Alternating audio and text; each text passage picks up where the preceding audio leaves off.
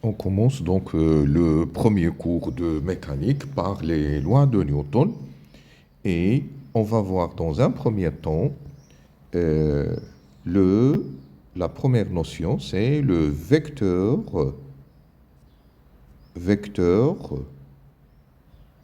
position OM. Alors, de quoi s'agit-il? Soit M, un point mobile dans un repère R, O, X, Y. Donc, on représente ce point mobile dans le repère. Voilà donc l'axe des Y, l'axe des X, un point M quelque part ici. Le point M, il est là. Et donc, les coordonnées de ce point M sont donc une abscisse X et une ordonnée Y. Ça, c'est l'origine O. Nous considérons les vecteurs unitaires I et J du repère R, O, X, Y, du repère cartésien. Alors, comment peut-on exprimer le vecteur position OM? Donc, le vecteur position OM, c'est tout simplement l'abscisse X fois le vecteur unitaire I plus l'ordonnée Y fois le vecteur unitaire J.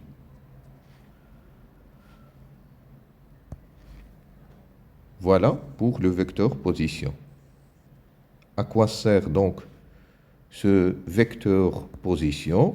Eh bien, la connaissance du vecteur position nous permet de connaître avec précision la position du point M à un instant donné. Une autre utilité du vecteur position, c'est la définition du vecteur vitesse.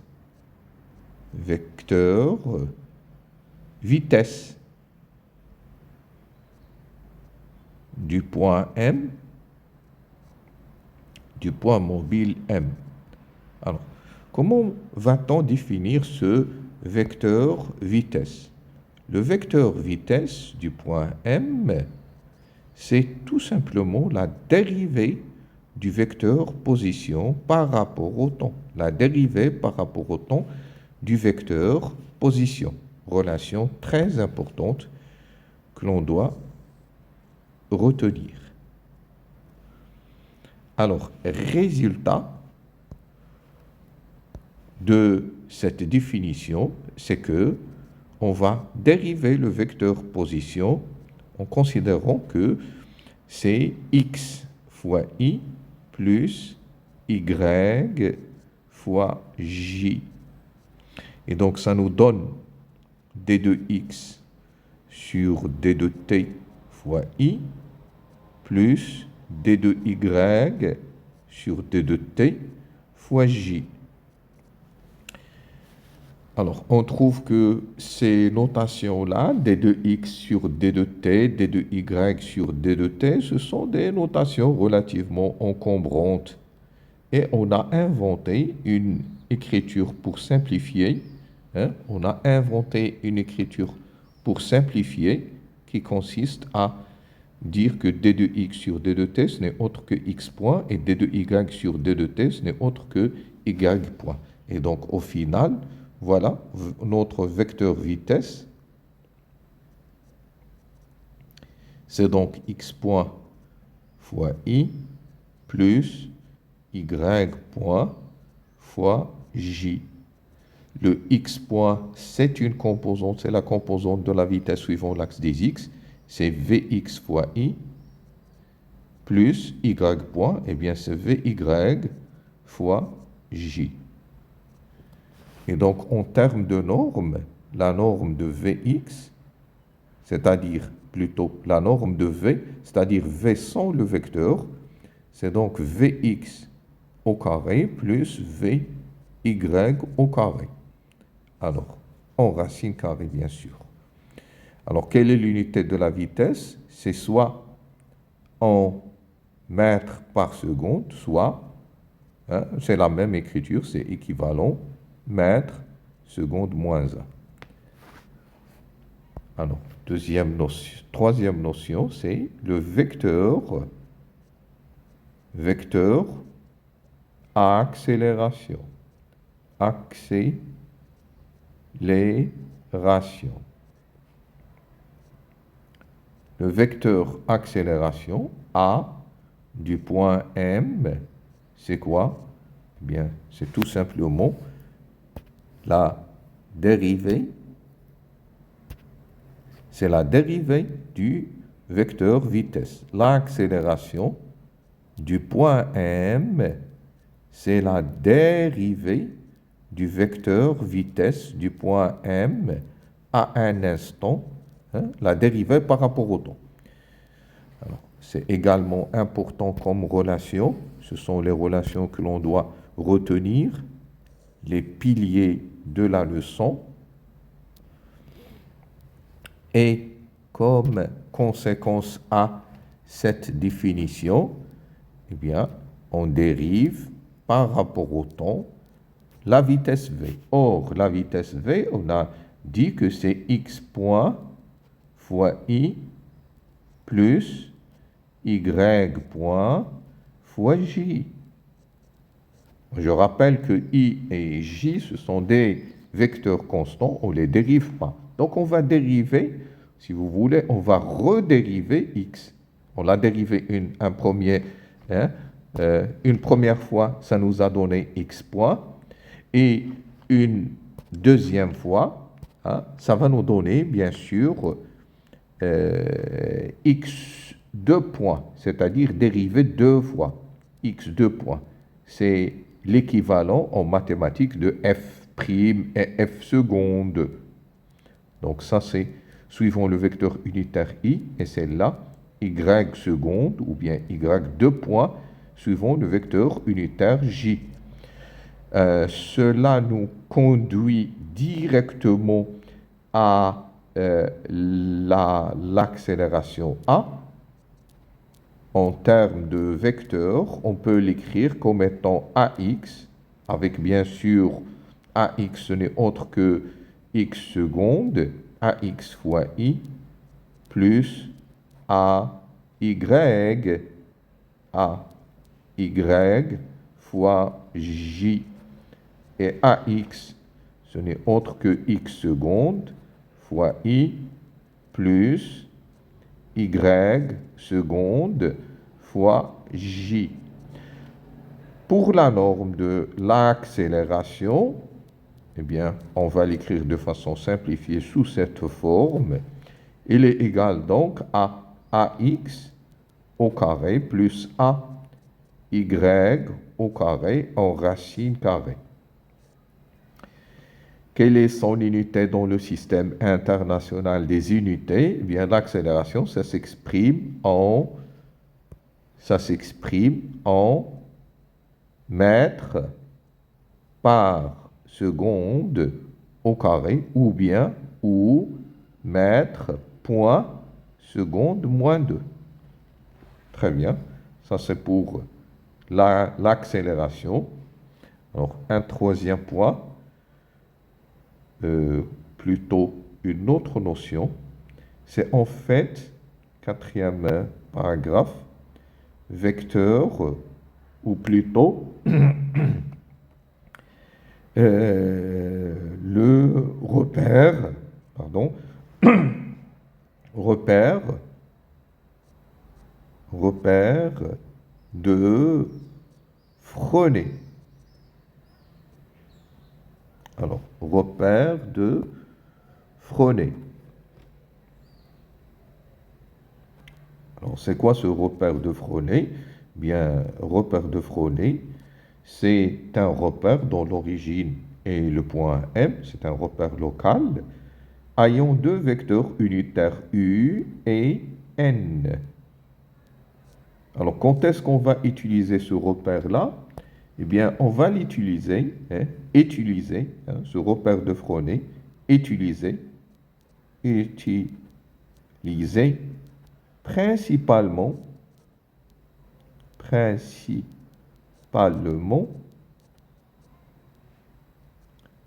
pour le mouvement,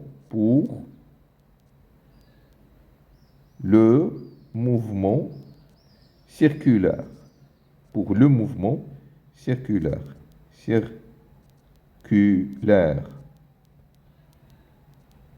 On aura l'occasion de reprendre ça en détail, mais tout simplement, si on veut donc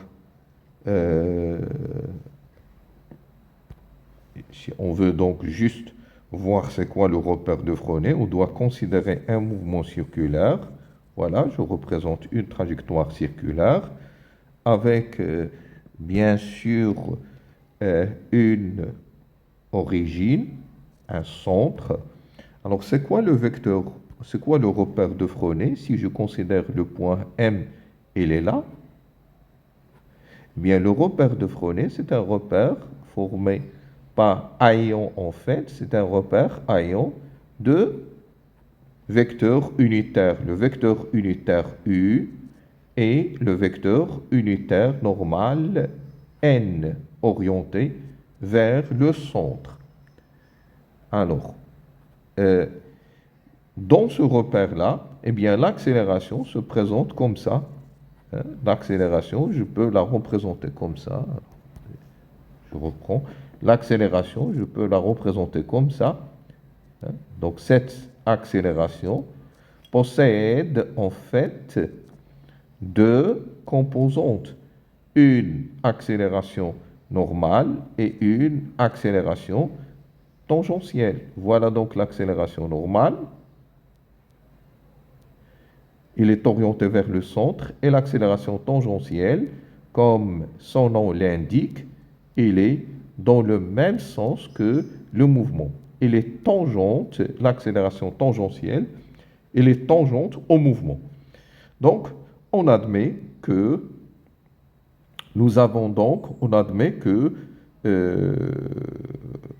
l'accélération tangentielle, ça va se présenter, ça va s'écrire sous la forme de d de v sur d de t, d'accord?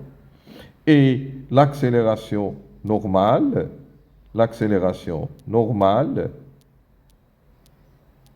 c'est v au carré sur le rayon r. Je suppose que cette trajectoire circulaire, elle a un rayon R. Donc, ce sont des relations que l'on doit admettre. Ce n'est pas à nous de les démontrer à notre niveau. On ne les démontre pas. D'accord? On doit les admettre A tangentiel et A normal se présente ainsi. Donc, c'est à admettre.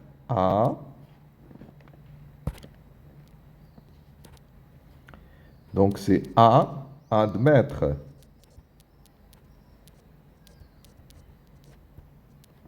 Voilà.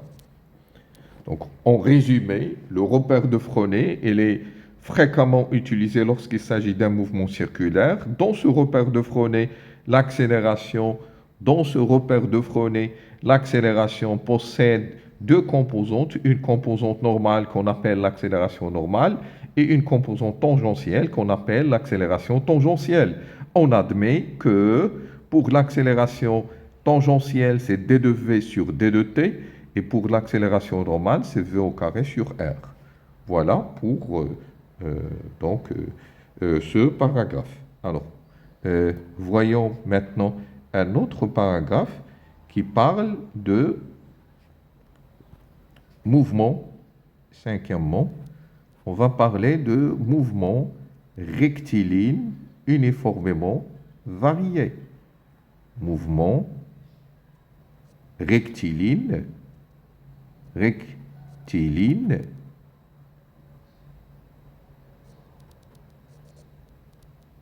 uniformément varié suivant un axe OX. Très bien. Alors, par définition, un mouvement rectiligne uniformément varié, eh bien, c'est un mouvement qui a une accélération constante. Donc ça, c'est la première des choses qu'il faut connaître. AX, hein, puisque le mouvement se fait suivant l'axe des X, eh bien, AX, c'est une constante non nulle.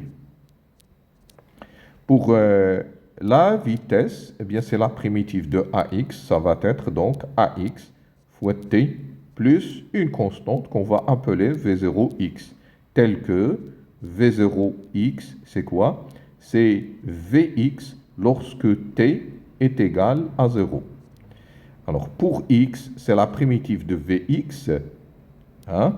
Donc c'est 1 demi AX t au carré plus V0x fois t plus x0. Ce sont des relations qu'il faut connaître par cœur. Alors, c'est quoi x0? Tout simplement, c'est x lorsque t est égal à 0. Alors, des relations vraiment très utiles, très utilisées. On doit les connaître par cœur. On va voir les utilisations de ces relations-là, mais tout d'abord, on doit les connaître et par cœur. Donc, qu'est-ce qui se passe, hein, si on veut examiner un cas particulier, c'est ce qui se passe pour le mouvement rectiligne uniforme. Donc, tout d'abord, ces équations-là, j'ai oublié de le mentionner, mais ce sont les équations. Hein, ce sont les équations horaires du mouvement. Hein, ce sont les équations horaires du mouvement.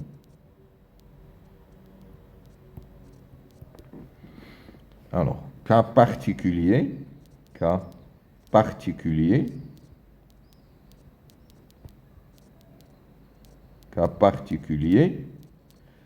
eh bien, c'est lorsqu'il s'agit d'un mouvement rectiligne uniforme. Eh bien, le mouvement rectiligne uniforme, il est caractérisé par une accélération AX qui est égale à 0.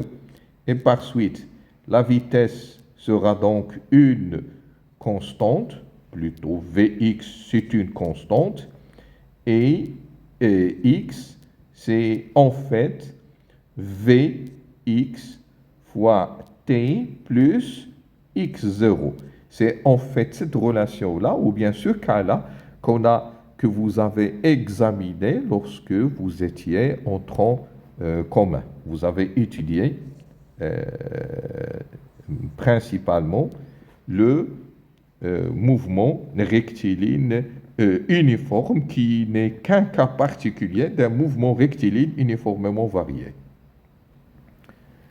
Alors, qu'est-ce qu'on peut encore ajouter? Eh bien, on est arrivé au vif du sujet.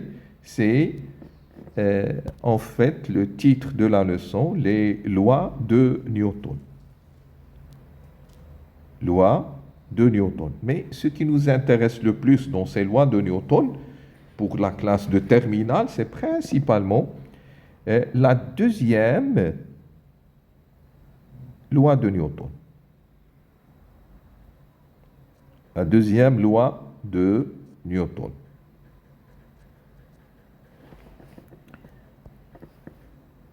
La deuxième loi de Newton.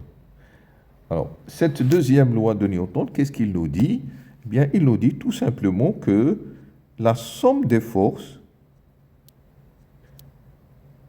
appliquée à un corps, elle est toujours, cette somme-là, elle est égale au produit m fois l'accélération de ce corps-là. L'accélération de ce corps, et plus particulièrement l'accélération de son barycentre, du centre de masse de ce corps-là. Donc, c'est la relation clé dans ce cours-là. C'est la deuxième loi de Newton. Bien sûr, cette deuxième loi de Newton, elle est valable dans un type de référentiel, hein? Donc, bien sûr, valable dans un référentiel galiléen.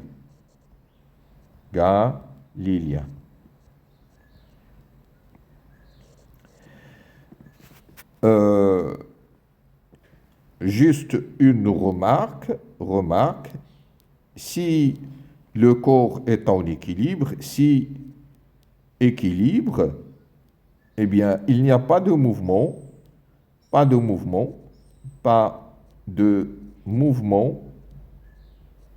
donc l'accélération AG, il va être égal à 0, et donc la somme des forces, il est égal à 0. Et ça, ce n'est autre que, donc celle-là, ce n'est autre que la première loi de Newton. C'est la première, bon, on va l'écrire comme ça. C'est la première loi de Newton. Donc, on voit bien que cette première loi de Newton n'est qu'un cas particulier. Cette première loi de Newton n'est qu'un cas particulier de la deuxième loi de Newton. Donc, ce qui nous intéresse le plus, c'est en fait la deuxième loi pour ce cours de terminale. Pratiquement, on a terminé. S'il y a quelque chose à ajouter, je peux donc parler de complément. Ça n'a rien à voir avec le cours, mais voilà, juste un complément. Il faut, dans cette partie-là, il faut savoir calculer,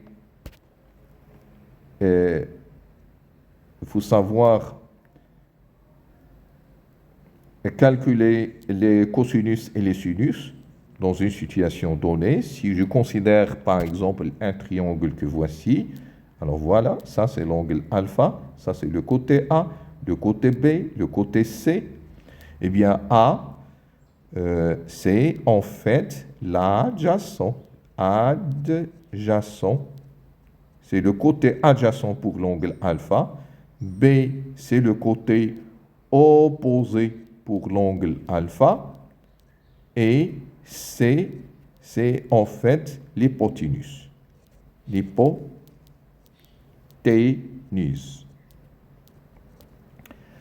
Et dans ce cas-là, comment peut-on calculer, bien sûr, cosinus alpha, sinus alpha et tangente alpha? Eh bien, oui.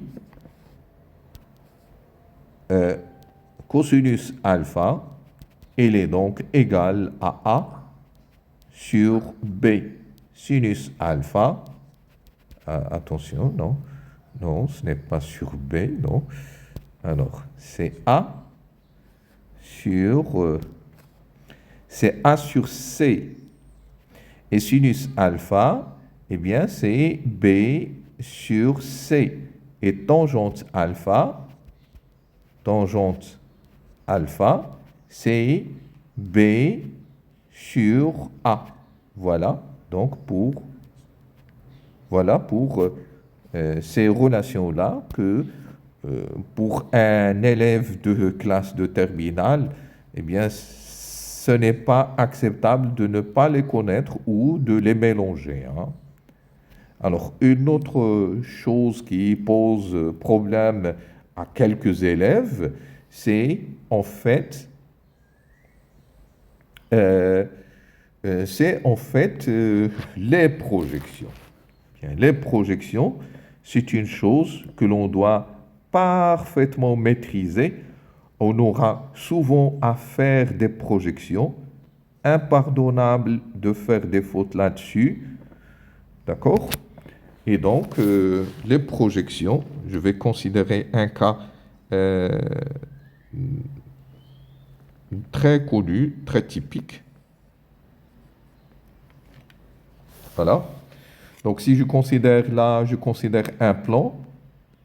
Je considère donc le plan horizontal, que voici. Un plan horizontal. Ça, c'est le plan horizontal. Les axes, on va considérer que l'axe OX, il fait un angle alpha. Ça, c'est l'axe des X, OX. Et ça, c'est l'axe OY. Il fait un angle alpha avec l'axe OX, il fait un angle alpha avec l'horizontale. Alors, si je représente un petit corps, une bille, hein, là, et voilà, donc ça, c'est le poids de la bille. Je la représente comme ça. Le poids de la bille. Eh bien, le poids de la bille, on a souvent à faire des projections de ces forces-là. Si on veut faire la projection de P sur l'axe des X, eh bien, hein, on doit le faire soigneusement avec l'équerre, bien sûr. Hein. Donc, là, ce qu'il faut retenir, c'est que là, vous avez une perpendicularité. Hein, et donc, c'est ça qui va vous donner quoi? Qui va vous donner Px. Px. Alors, l'angle alpha, on va le retrouver ici. Et donc, Px, c'est l'opposé de alpha. Hein.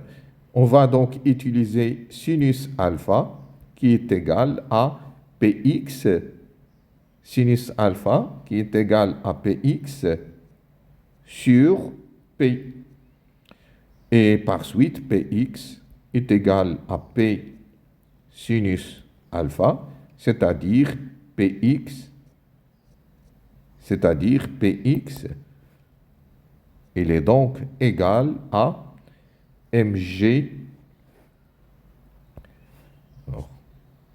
c'est-à-dire que Px,